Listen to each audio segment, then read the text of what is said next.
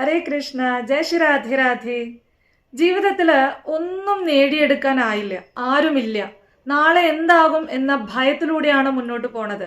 ചില സമയങ്ങളിൽ തോന്നിപ്പോവും, ഭഗവാനും കാണുന്നില്ലേ, ഭഗവാൻ പ്രാർത്ഥന കേൾക്കണില്ല, ഭഗവാൻ കണ്ണീര് കാണുന്നില്ല എന്നൊക്കെയുള്ള തോന്നലാണ് ഇപ്പം നിങ്ങളുടെ ഉള്ളിലെങ്കിൽ ഓർത്തോളൂ, ഭഗവാൻ നിങ്ങളെ ഒരിക്കലും ഉപേക്ഷിച്ചിട്ടില്ല.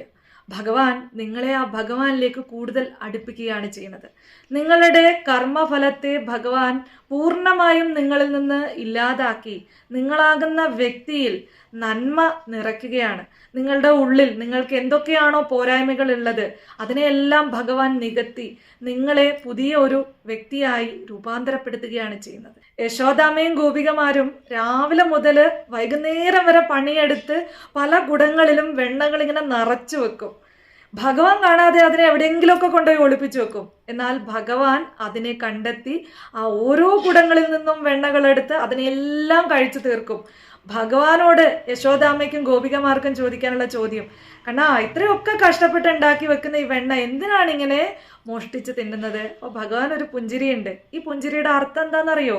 നിങ്ങൾ രാവിലെ തൊട്ട് വൈകുന്നേരം വരെ എടുത്തിട്ടുള്ള ആ കർമ്മത്തിന്റെ ഫലമാണ് ഞാൻ നിങ്ങളിൽ നിന്നും എടുത്തിരിക്കുന്നത്. അപ്പൊ നിങ്ങൾ മുക്തരാവുകയാണ്. അതുപോലെ നമ്മളുടെ ജീവിതത്തിൽ നമ്മൾ ചെയ്തു കൂട്ടിയിട്ടുള്ള പാപകർമ്മങ്ങളുടെ ഫലമാണ് ഓരോ വേദനകളായി നമ്മൾ അനുഭവിക്കുന്നത്. ആ കർമ്മഫലത്തെ ഭഗവാൻ ഇല്ലാതാക്കുകയാണ് ചെയ്യുന്നത്.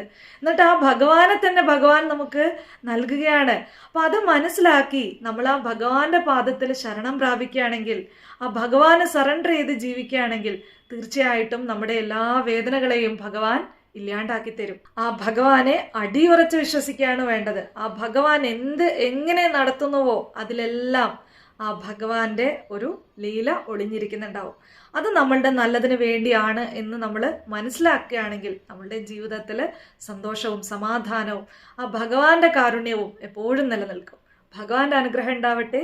സർവം ശ്രീ കൃഷ്ണാർപ്പണമസ്തു. ജയ ശ്രീ രാധേ രാധേ.